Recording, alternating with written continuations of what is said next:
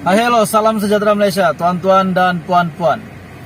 Kita gembira, budget 2023 sudah selesai dibentangkan oleh Menteri Keuangan.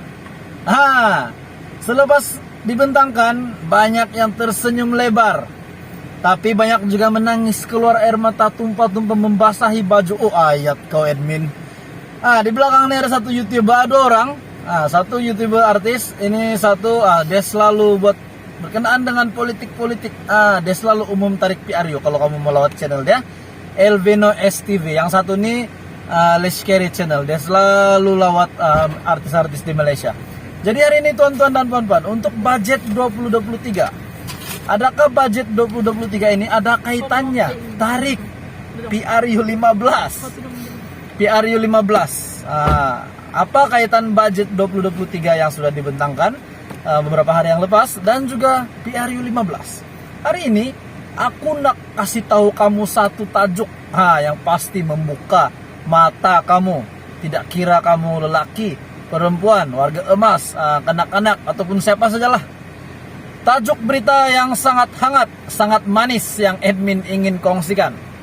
Budget 2023 sekadar gula-gula pilihan raya. Gula-gula pilihan raya. Kenyataan daripada Mujahid. Artikel ini daripada syahbudin.com.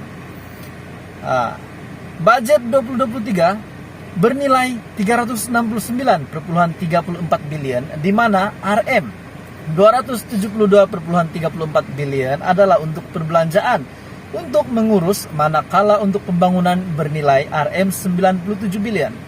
Sektor sosial mendapat peruntukan terbesar dalam perbelanjaan mengurus, yaitu RM 108 bilion. Budget kali ini tidak berbeza dengan sebelumnya ketika negara melalui fase pemulihan dalam membina ketahanan nasional yang memerlukan pengurusan yang lebih efektif dan sifar ketirisan.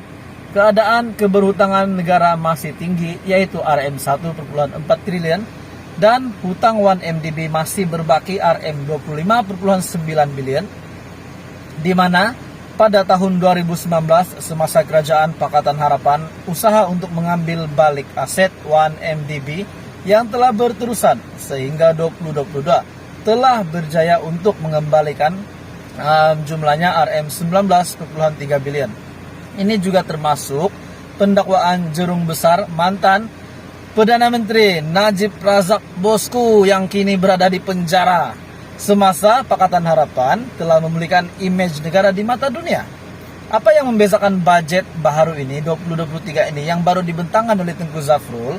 Budget kali ini hanyalah pengenalan pemetaan SDG ataupun Sustainable Development Goals dalam sektor-sektor yang diperuntukkan berpandukan dalam 17 agenda SDG, di mana sektor pendidikan dan pengukuhan, institusi dan keadilan merupakan dua sektor terbesar yang mendapat peruntukan masing-masing 78 bilion dan 67 bilion dilaburkan untuk dua sektor terbesar ini, yaitu salah satunya adalah pendidikan, dan ia hanyalah pemetaan dan bukan peralihan dasar baharu. Dalam pada itu, pembangunan hijau mendapat tempat sebagai keperluan Malaysia untuk memasuki fasa 70%, mengurangkan penyahan karbon pada 2024. Jadi untuk budget 2023, satu akta baharu untuk perolehan kerajaan ataupun GPA yang lebih telus diperlukan. Begitu juga akta fiskal bertanggung jawab untuk memantau perolehan dan tata kelola keuangan dalam konteks kerajaan. Budget 2023 tidak memperkenalkan komitmen menangani rasuah. Jadi melalui tajuk ini, budget 2023 sekadar gula-gula pilihan raya. Anda setuju dengan tajuknya atau tidak? Ataupun Anda bangkang, ataupun Anda sokong, ataupun apa saja komen yang Anda mau komen, Anda boleh komen di bawah video ini. Teruskan bersama di dalam channel ini untuk info yang lebih menarik berkenaan dengan politik di Malaysia. Terima kasih Malaysia, bye-bye. Halo, salam sejahtera Malaysia. Selamat pagi tuan-tuan dan puan-puan. Ada satu berita yang sangat hangat hari ini yang semua rakyat Malaysia pasti bakal terkejut dengar berita ini. Dan ini sangat menggemparkan rakyat Malaysia. Admin ingin kongsikan kepada Anda. Jadi semua Kepada yang baru dalam channel ini, selamat datang ke channel ini, info yang penuh dengan info-info hangat berkenaan dengan isu-isu di Malaysia, di kerajaan kita. Jadi hari ini keluarga Malaysia, apa yang admin ingin kongsikan kepada Anda pasti sangat mengejutkan dan ini sangat menggemparkan seluruh Malaysia. Adakah terjadi sesuatu kepada parti ini? Parti yang sangat dimegah-megahkan di Malaysia. Parti merah ini yang sangat digeruni di Malaysia. Apa sudah terjadi dengan parti ini? Mari admin kongsikan kepada Anda. Zahid Hamidi, Najib, punca kemaluan UMNO. Tingkah laku Zahid Hamidi dan Najib dalam pentas politik sejak kekalahan Barisan Nasional pada 2018 adalah gambaran tiada perasaan malu dalam diri mereka terhadap perbuatan rasuah yang dianggap menjijikkan bagi semua bangsa serta agama di dunia. Zahid Hamidi setelah didakwa di mahkamah langsung tidak memperlihatkan perasaan malunya terhadap pertuduhan yang dikenakan kepadanya, malah terus memimpin UMNO seolah-olah seorang yang ada sebarang kesalahan. Nah, berkenaan dengan tajuk ini, berkaitan tajuk ini, admin boleh katakan tajuk ini sangat memalukan. Zahid Hamidi, Najib, punca kemaluan. Kenapa guna ayat kemaluan? Mari kita teruskan. Beliau juga mengabaikan ketetapan parti sebelum ini yang menghendaki mana-mana pemimpinnya yang didakwa di mahkamah untuk melepaskan jawatan buat sementara sehingga proses mahkamah selesai bagi mengelakkan nama parti terpalit dengan pertuduhan. Sementara Najib lebih dahsyat lagi. Najib lebih dahsyat lagi. Ketika sudah didakwa dan didapati bersalah pun, cuma sementara menunggu rayuan terakhirnya di Mahkamah Persekutuan. Lagak dan gayanya kesana sini langsung tidak memperlihatkan ada penyesalan di dalam dirinya. Sebelum beliau masuk penjara, betul atau tidak? Netizen boleh komen. Penonton hari ini boleh komen di dalam video ini. Boleh komen di bawah, dipersilakan. Najib lebih dahsyat lagi, tuan-tuan dan puan-puan.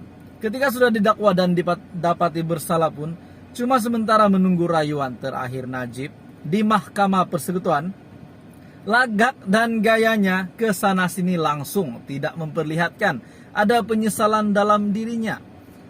Anda setuju atau tidak? Apa yang Najib lakukan sementara beliau menunggu keputusan? Akhirnya dia di penjara. Sebelum dia di penjara itu, adakah beliau menunjukkan dia ini takut masuk penjara ataupun berani, ataupun dialah hero Malaysia, tidak takut masuk penjara? Beliau juga berkempen dan bertemu rakyat tanpa rasa malu. Tanpa rasa malu. Sudahlah tajuk nih Zahid Hamidi Najib, punca kemaluan UMNO. Tanpa rasa malu pula beliau berkempen, bertemu rakyat tanpa rasa malu. Kenapa kalau fansnya? Kalau bukan fansnya? Kalau bukan penyokong dia? Kalau cuma harapkan duit sejadi bagi tapi tiada undi, sama juga. Beliau berkempen dan bertemu rakyat tanpa rasa malu atas pertuduhan-pertuduhan dan kesalahan yang sudah beliau lakukan ataupun kesalahan yang sudah disabitkan kepada beliau. Dengan status itu beliau masih berani untuk berkempen. Bahkan selalu pula melakukan troll terhadap lawan politiknya yang tidak pernah pun dituduh di mahkamah.